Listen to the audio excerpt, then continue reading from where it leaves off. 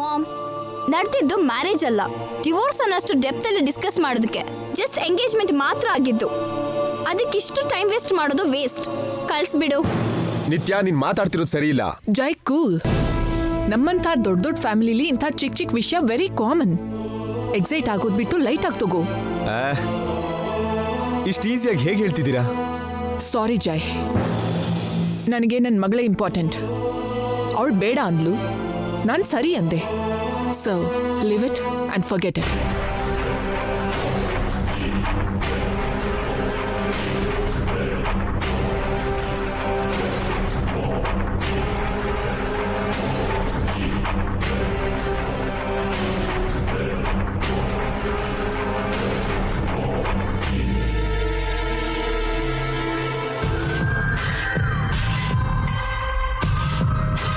ಇದೇನು ಮೂರು ಒಂದೇ ಸರಿ ಸೈಲೆಂಟ್ ಆಗೋದ್ರು? ಸುನಾಮಿ ಬರೋ ಮೊದಲು ಸೈಲೆನ್ಸ್ ಹೀಗೆ ಇರುತ್ತೇನೋ. Okay aunty, see you. Bye Nitya. Tsunami ತರ್ತಾರೆ ಅನ್ಕೊಂಡ್ರೆ ಸಿಂಪಲ್ ಆಗಿ ಬಾಯ್ ಅಂದ್ರಲ್ಲ, ಏನಾಗಿದೆ ನಮ್ಮ ಬಾಸ್ಗೆ?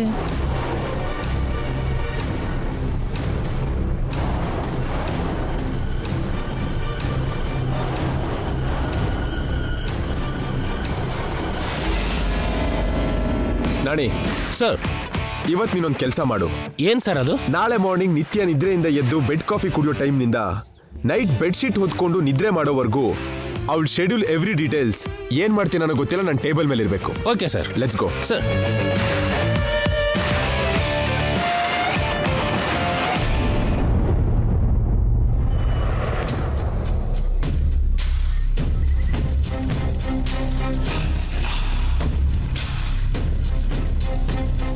ಮಾಮ್, ಯಾಕೆ ಏನೋ ಸೀರಿಯಸ್ ಆಗಿ ಯೋಚನೆ ಮಾಡ್ತಿದ್ಯಲ್ಲ? ಏನಿಲ್ವೇ ಮಮ್ಮಿ, ಬಟ್ ಎನಿವೇಸ್ ನಿಂಗೆ ಥ್ಯಾಂಕ್ಸ್ ಹೇಳಬೇಕು. ನಿನ್ನೆ ತನಕ ಸಂಭ್ರಮದಲ್ಲಿದ್ದ ಮನೇನ ಚಿಕ್ಕ ರಿಂಗ್ ವಾಪಸ್ ಬರೋ ಹಾಗೆ ಮಾಡಿ ಸೈಲೆಂಟ್ ಮಾಡಿಬಿಟ್ಟೆ. ಏನು ಪ್ಲ್ಯಾನ್ ಮಾಡಿದ್ಯೋ ಗೊತ್ತಿಲ್ಲ. Hats off mom. ನಾನೇನು ಮಾಡಿಲ್ವೇ. ಏನು? ನೀನೇನು ಮಾಡ್ದೇನೆ ಎಂಗೇಜ್ಮೆಂಟ್ ಕ್ಯಾನ್ಸಲ್ ಆಯ್ತಾ? ಹೌದು. ಇಷ್ಟೊತ್ತು ನೀನೇನೋ ಮಾಡ್ದೆ ಅನ್ಕೊಂಡೆ. ಹೋಗ್ಲಿ ಬಿಡು, ಯಾರು ಮಾಡಿದ್ರೇನು, ನಮಗೂ ಒಳ್ಳೇದಾಯ್ತಲ್ವಾ? ಇನ್ನು ಮಾವ ನನ್ನವರೇ. ಅದಷ್ಟು ಈಸಿ ಅಲ್ವೇ? ಯಾಕಾಗಲ್ಲ? ಅವರೇ ರಿಜೆಕ್ಟ್ ಮಾಡಿದ್ರೆ ಯಾರೇನ್ ಮಾಡಕ್ಕಾಗತ್ತೆ? ನಮ್ಮ ಮನೇಲಿ ಬೇರೆ ಯಾರ ಬಗ್ಗೆನೂ ನಂಗೆ ಭಯ ಇಲ್ವೇ. ಅಜ್ಜಿನ್ ಬಿಟ್ಟು ಮಾವ ಜೈ ಏನು ಮಾಡಕ್ಕಾಗದೆ ಇರೋದು ಈ ಮುದುಕಿ ಅವಳೇನ್ ಮಾಡ್ತಾಳೆ? ಅದೇ ಅಪಾಯ. ನಿಶ್ಚಿತಾರ್ಥ ಕ್ಯಾನ್ಸಲ್ ಆದ್ಮೇಲೆ ಅಜ್ಜಿ ಮನೇಲಿ ಒಂದ್ ಮಾತು ಮಾತಾಡಿಲ್ಲ. ದೇವ್ರ ಮನೇಲೆ ಬಾಗ್ಲು ಹಾಕೊಂಡು ಕೂತಿರ್ತಾರೆ. ಅದು ಒಳ್ಳೇದೇ ಆಯ್ತು ಬಿಡು. ಏನಾದ್ರೂ ಮಾತಾಡಿದ್ರೆ ಅಪಾಯ ಅಷ್ಟೇ. ಮೌನವಾಗಿದ್ರೆ ನಮ್ಗೇನ್ ನಷ್ಟ? ಇಲ್ವೇ, ಅವ್ರ ಮೌನದ ಹಿಂದೆ ಏನೋ ರಹಸ್ಯ ಇದೆ ಅಂತ ನನಗನ್ನಿಸ್ತಾ ಇದೆ. ನಿಶ್ಚಿತಾರ್ಥ ನಡೆಯೋ ದೇವಿಪುರದಲ್ಲಿ ಕೂಡ ಅವರು ಸಂತೋಷವಾಗಿರ್ಲಿಲ್ಲ. ಯಾವುದೋ ಭಾರ ಹೊತ್ತಿರೋ ಹಾಗೆ ಚಿಂತೆಯಲ್ಲಿ ಮುಳುಗೋಗಿದ್ರು. ನಿಶ್ಚಿತಾರ್ಥ ಕ್ಯಾನ್ಸಲ್ ಆದ್ಮೇಲೆ ಕೂಡ ಅವ್ರ ಮುಖದಲ್ಲಿ ಅದೇ ಚಿಂತೆ ಇದೆ. ಇದೆಲ್ಲ ನೋಡ್ತಾ ಇದ್ರೆ ನಮಗ್ ಗೊತ್ತಿಲ್ದಿರೋದು ಏನೋ ಇದೆ. ಅದನ್ನ ಅವ್ರು ಹೇಳ್ತಿಲ್ಲ. ನಿಂದೆಲ್ಲ ಅಗತ್ಯ ಇಲ್ದಿರೋ ಭಯ ಮಮ್ಮಿ. ಅದನ್ನೆಲ್ಲ ಪಕ್ಕಕ್ಕಿಟ್ಟು ಪರೋಕ್ಷವಾಗಿ ಆಗ್ತಿರೋ ಒಳ್ಳೇದನ್ನ ಪ್ರತ್ಯಕ್ಷವಾಗಿ ನೀನ್ ಮುಂದಕ್ಕೆ ತಗೊಂಡು ಹೋಗು. ಮಾವಂಗೆ ನಾನೇ ಕರೆಕ್ಟ್ ಅಂತ ಎಲ್ರನ್ನೂ ನೀನ್ ಕನ್ವಿನ್ಸ್ ಮಾಡು. ಹೇಗಾದ್ರೂ ಮಾವಂಗೂ ನಂಗೂ ಮದುವೆ ಆಗೋ ಹಾಗೆ ನೋಡು. ಆಗ ಈ ಮನೆ ಆಧಿಪತ್ಯ ನಿಂಗೆ, ಮಾವ ನನ್ಗೆ. ಓಕೆನಾ? ಅದು ನನ್ ಕನ್ಸ್ ಕೂಡ ಕಣೆ. ಈ ಮನೇನ ಆಸ್ತಿನ ದೂರ ಮಾಡ್ಕೊಳಕ್ಕೆ ನಾನೇನಾದ್ರೂ ಹುಚ್ಚಿನ? ನಿಮ್ಮಮ್ಮ ಕಣೆ. Thank you mom. ನೀನ್ ಹೀಗೆ ಇರು. ಈ ಮನೆಗೆ ಸೊಸೆಯಾಗಿ ನನ್ ಬಿಟ್ರೆ ಬೇರೆ ಯಾವ ಹುಡುಗಿ ಬರ್ತಾಳೆ ಅಂತ ನಾನು ನೋಡ್ತೀನಿ.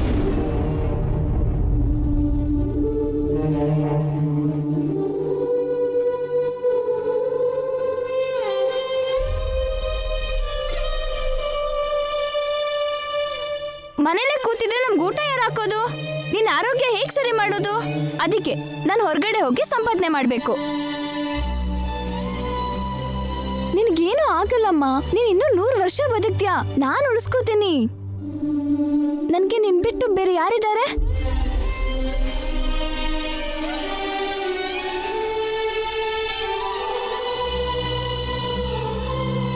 ಇದು ನನ್ನ ಕೊನೆ ಕಾಲ ಕಣೆ, ಹೋಗೋ ಕಾಲ.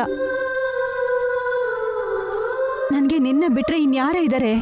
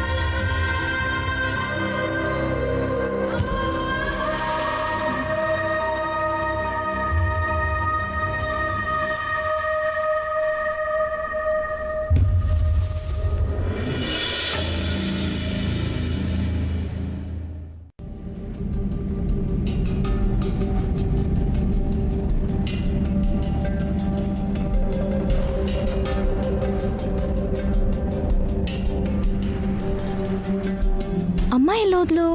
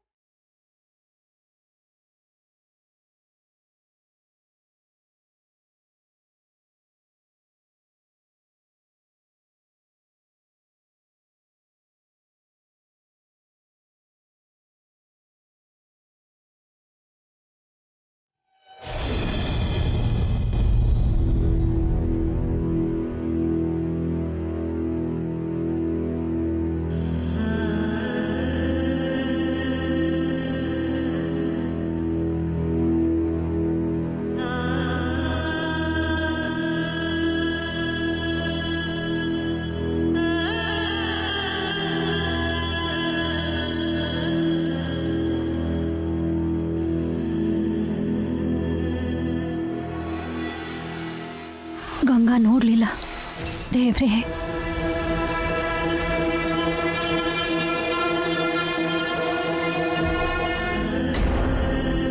ನನ್ನ ಪ್ರಾಣ ಹೋಗೋದ್ರಲ್ಲಿ ಹೇಗಾದ್ರೂ ಸರಿ ನಿನ್ಗೊಂದು ದಾರಿ ತೋರಿಸೇ ಹೋಗ್ತೀನಿ ಗಂಗಾ.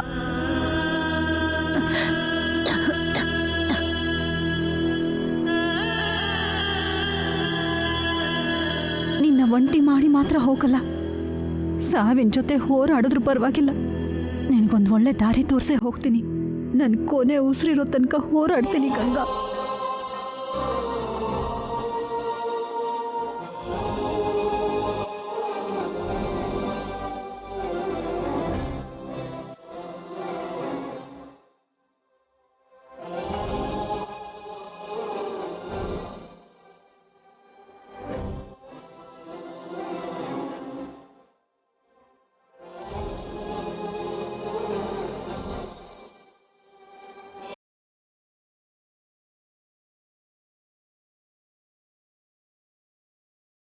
ದೇವ್ರೆ, ಅಮ್ಮನ ನೋವನ್ನ ನೋಡಕ್ಕಾಗ್ತಿಲ್ಲ.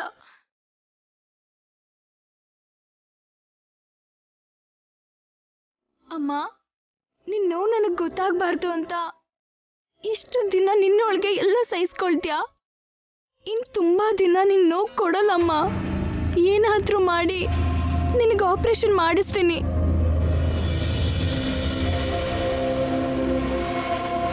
ಆ ಅಮ್ಮನ ಜೊತೆ ಹೋರಾಡಿ ಆದ್ರೂ ನೀನು ಉಳಿಸ್ಕೋತೀನಿ.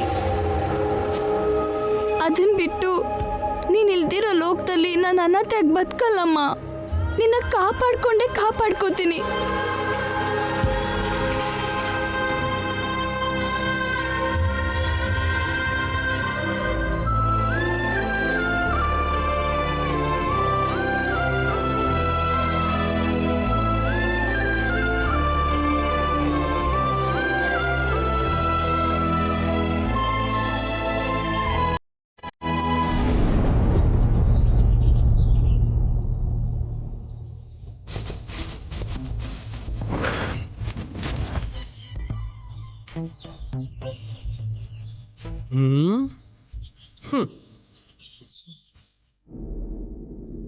ಹೊಟ್ಟೆ ಬಂತು ಅಂತ ಈಗ ಚಿಂತೆ ಮಾಡೋದು ಯಾಕೆ?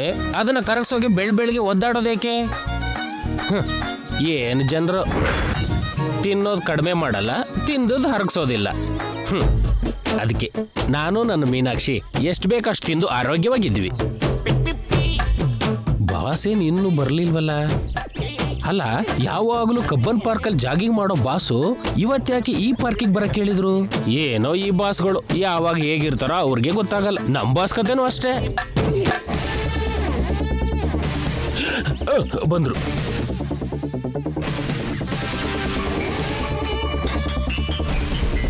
Good morning sir. ಮಾರ್ನಿಂಗ್ ನಣಿ. ನೀವು ಬರ್ತೀರಂತ 6:30ಗೆ ಪಾರ್ಕಿಗೆ ಬಂದೆ ಸರ್.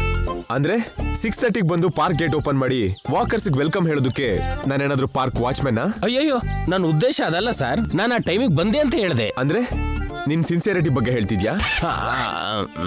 ಫೈನಲ್ ಆಗಿ ಏನ್ ಹೇಳ್ಬೇಕು ಅನ್ಕೊಂಡಿದ್ಯಾ?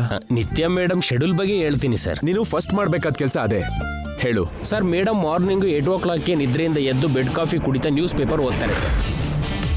9 o'clockಗೆ ದೊಡ್ಡ ಮೇಡಮ್ ಜೊತೆ ಡಿಸ್ಕಷನ್ ಮಾಡ್ತಾ ಬ್ರೇಕ್ಫಾಸ್ಟ್ ಮಾಡ್ತಾರೆ ಸರ್.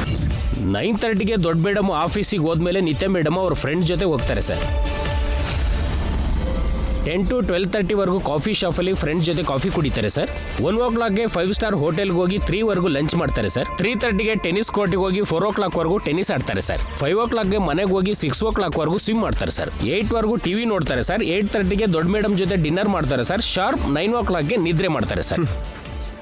ಕೆಲ್ಸನೇ ಇಲ್ದಿದ್ರು ಕೂಡ ಇಷ್ಟು ಬಿಸಿ ಶೆಡ್ಯೂಲ್ ಇರುತ್ತಾ? ಅಂದ್ರೆ ಎಲ್ಲರೂ ನಿಮಗೆ ಕಷ್ಟ ಪಡಲ್ಲ ಸರ್. ನಿಜ ಹೇಳು. ಅಂದ್ರೆ ಸ್ವಲ್ಪ ನಿಮ್ಗೆ ದುಡ್ಡಿನ ಆಸೆ. Sorry sir. It's okay. ಕಡಿಮೆ ಟೈಮಲ್ಲಿ ನಿತ್ಯ ಬಗ್ಗೆ ತುಂಬಾ ಇನ್ಫಾರ್ಮೇಶನ್ ಕಲೆಕ್ಟ್ ಮಾಡಿದ್ಯಾ? ಗುಡ್. ನೀವು ಆರ್ಡರ್ ಮಾಡಿದ್ಮೇಲೆ ಮಾಡಲೇಬೇಕಲ್ಲ ಸರ್. ಎಲ್ಲ ಕರೆಕ್ಟ್ ಆಗಿದ್ರು ಚಿಕ್ಕ ಮಿಸ್ಟೇಕ್ ಮಾಡಿದ್ಯಾ? ಮಿಸ್ಟೇಕಾ? ಏನ್ ಸರ್ ಅದು? ಮಾರ್ನಿಂಗ್ 6 to 8 ನಿತ್ಯ ಏನ್ ಮಾಡ್ತಾಳೆ ಅಂತ ಮಿಸ್ ಮಾಡಿದ್ಯಾ? ಆ ಟೈಮಲ್ಲಿ ನಿದ್ರೆ ಮಾಡ್ತಾ ಇರ್ತಾರೆ sir. No, wrong. Right sir. Madam ಇವಾಗ ನಿದ್ರೆ ಮಾಡ್ತಿರ್ತಾರೆ. ಜಾಗಿಂಗ್ ಮಾಡ್ತಿರ್ತಾಳೆ. Impossible sir. ಇರ್ತಾಳೆ ಅಂತ ಹೇಳ್ತಿದ್ದೀನಲ್ಲ. ಇಲ್ಲ ಸರ್. ಇದ್ರೆ ಇಲ್ಲ ಅಂತ ಹೇಳ್ದೆ.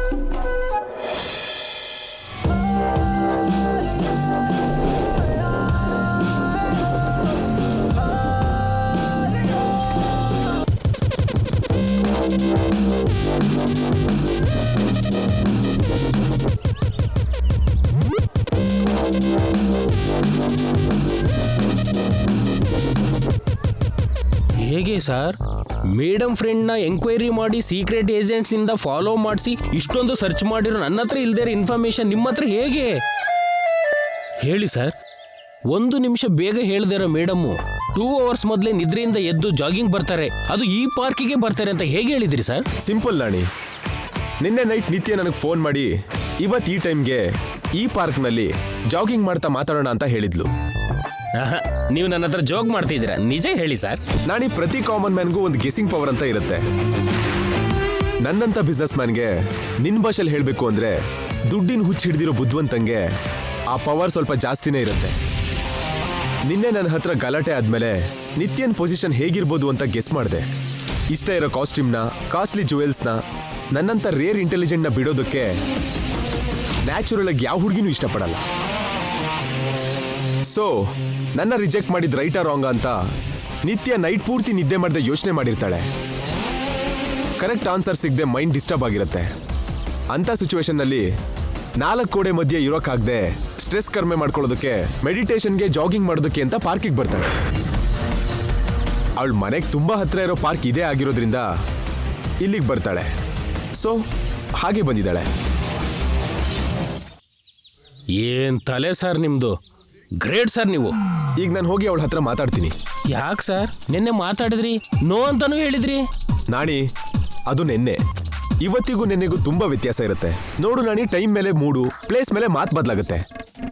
ಇಲ್ಲೇ ನಿಂತ್ಕೊಂಡು ನೋಡ್ತಾ ಇರು.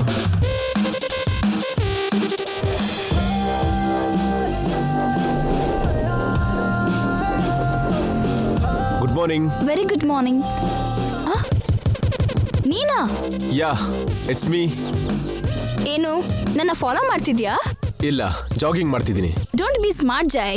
ನಿನ್ನೆ ಅಷ್ಟೇ ಅಲ್ವಾ ನಿನ್ ರಿಂಗ್ನ ಮುಖಕ್ಕೆ ಎಸ್ತು ನೀನ್ ರಿಜೆಕ್ಟ್ ಮಾಡಿದ್ದು, ಮತ್ತೆ ಇವತ್ತು ಬಂದು ಯಾಕೆ ಮಾತಾಡ್ತಿದ್ಯಾ? ಯಾಕೆ ಮಾತಾಡಬಾರ್ದು? ನೀನ್ ನನ್ಗೇನಾದ್ರೂ ದೂರದವಳ, ಇಲ್ಲ ನನ್ಗೇನ್ ಪರಿಚಯ ಇಲ್ದವಳ? ನನ್ನ ಜೊತೆ ಎಂಗೇಜ್ಮೆಂಟ್ ಆದವಳು, ನನ್ನ ಮದುವೆ ಮಾಡ್ಕೊಳ್ಳೋಳು, ನನ್ನ ಜೊತೆ ಲೈಫ್ ಲಾಂಗ್ ಜರ್ನಿ ಮಾಡ್ಬೇಕಾದವಳು. Hello hello hello, stop. ಜರ್ನಿಗೆ ಬ್ರೇಕ್ ಹಾಕ್ಬಿಡು. ನಿನ್ನೆನೆ ನಮ್ಮ ಮ್ಯಾರೇಜ್ ಕ್ಯಾನ್ಸಲ್ ಆಗಿದೆ. ಮತ್ತೆ ಮ್ಯಾರೇಜ್? ನಮ್ ಮ್ಯಾರೇಜ್ ಅದನ್ನೇ ಕೇಳ್ತಿದ್ದೀನಿ. ನಿನಗೂ ನನ್ಗೂ ಮದ್ವೆ ಹೇಗ್ ನಡೆಯುತ್ತೆ ಅಂತ. ಎಂಗೇಜ್ಮೆಂಟ್ ಆಯ್ತಲ್ಲ, ಹಾಗೆ ಮದ್ವೆನೂ ಆಗುತ್ತೆ. ಎಂಗೇಜ್ಮೆಂಟ್ ಕ್ಯಾನ್ಸಲ್ ಆಯ್ತು, ಆದ್ರೆ ಮದ್ವೆ ಆಗುತ್ತೆ. ನಾನ್ ನಿನ್ನ ಮದ್ವೆ ಆಗೋದು impossible. It's possible. Excuse me, ಇಲ್ಲಿರೋದು ನಿತ್ಯ ಶ್ರೀನಿವಾಸ್. ಇಲ್ಲ ಅಂತ ಹೇಳ್ದವ್ರು ಯಾರು? ಇಲ್ಲಿರೋದು ಕೂಡ ಸೂರ್ಯವಂಶದ ಜೈಸೂರ್ಯ. So what? ಯಾವ ಬಾಯಿಂದ ನನಗೆ ನೋ ಅಂದ್ಯೋ ಅದೇ ಬಾಯಲ್ಲಿ ಎಸ್ ಅನ್ನೋ ಹಾಗೆ ಮಾಡ್ತೀನಿ. ವಾಟ್? ಯಾವ ಮಾತಿಂದ ನನ್ನ ರಿಜೆಕ್ಟ್ ಮಾಡಿದ್ಯೋ ಅದೇ ಮಾತಿಂದ ಅಕ್ಸೆಪ್ಟ್ ಮಾಡೋ ಹಾಗೆ ಮಾಡ್ತೀನಿ. No way. ನೀನ್ ನನ್ನ ಪ್ರೀತಿಸೋ ಹಾಗೆ ಮಾಡ್ತೀನಿ. ಮದುವೆ ಅಂತ ಆಗೋದಾದ್ರೆ ನನ್ನೇ ಮದುವೆ ಆಗ್ಬೇಕು ಅನ್ನೋ ಹಾಗೆ ಮಾಡ್ತೀನಿ. ನಿಮ್ಮ ಮಮ್ಮಿ ಹತ್ರ ಜಗಳ ಮಾಡಿಯಾದ್ರೂ ಸರಿ, ನನ್ನೇ ಮದುವೆ ಮಾಡ್ಕೊಳ್ಳೋ ಹಾಗೆ ಮಾಡ್ತೀನಿ. ಜೈ, ನಿನ್ನೆ ನಾನು ರಿಜೆಕ್ಟ್ ಮಾಡಿರೋ ನೋಗೆ ನೈಟ್ ಏನಾದ್ರು ಡ್ರಿಂಕ್ಸ್ ಮಾಡಿದ್ಯಾ? ಆ ಹ್ಯಾಂಗ್ ಓವರ್ಗೆ ಮಾರ್ನಿಂಗ್ ಬಂದು ನಾನ್ಸೆನ್ಸ್ ತರ ಮಾತಾಡ್ತೀಯಲ್ಲ? ಅದು ನಾನ್ಸೆನ್ಸ್ ಅಲ್ಲ ನಿತ್ಯ, ಕಾನ್ಫಿಡೆನ್ಸ್. Over confidence. ಬೆಟ್ಟ? ಏನು? ಚಾಲೆಂಜ್ ಮಾಡೋಣವಾ? ನಾನು ಅಂದದಲ್ಲೂ ಫಸ್ಟ್, ಪಂದ್ಯದಲ್ಲೂ ಯಾವತ್ತೂ ಫೇಲ್ ಆಗಿದ್ದೇ ಇಲ್ಲ. ಸೊ ನನ್ನ ಇಂಪ್ರೆಸ್ ಮಾಡೋಕೆ ಎಷ್ಟು ಟೈಮ್ ಬೇಕು ನಿಂಗೆ? 1 year? What? 1 month? Never. 1 week? No way. ಮತ್ತೆ ಡೇಸಾ? ಅವರ್ಸ್. Just 24 hours. ನಿನ್ಗೋಸ್ಕರ ವರ್ಷ, ತಿಂಗಳು, ವಾರ, ದಿನಾನೋ ವೆಯ್ಟ್ ಮಾಡಲ್ಲ ನಿತ್ಯ. ನಿನ್ನನ್ನು ಇಂಪ್ರೆಸ್ ಮಾಡೋದಕ್ಕೆ 24 ಗಂಟೆ 1444 ನಿಮಿಷ 86,400 ಸೆಕೆಂಡ್ ಸಾಕು. ನೀನ್ ಅನ್ಕೊಂಡಿರೋಷ್ಟು ಸುಲಭ ಅಲ್ಲ ಜೈ. ನನ್ಗೆ ಅದಕ್ಕಿಂತ ಹೆಚ್ಚು ಬೇಕಾಗಲ್ಲ ಅಂತ ಹೇಳ್ತಿದ್ದೀನಿ. 1 day ನಲ್ಲಿ ಏನ್ ಮಾಡ್ತೀಯಾ? ಪ್ರೀತಿ ಹುಟ್ಟೋದಕ್ಕೆ 1 ಕ್ಷಣ ಸಾಕು, ಹಾಗಂತ ಸಿನಿಮಾದವರು, ಕವನ ಬರೆಯೋರೆಲ್ಲ ಹೇಳ್ತಿರ್ತಾರೆ. ನಾನು ಅಷ್ಟು ವೀಕ್ ಹಾರ್ಟೆಡ್ ಅಲ್ಲ ಜೈ.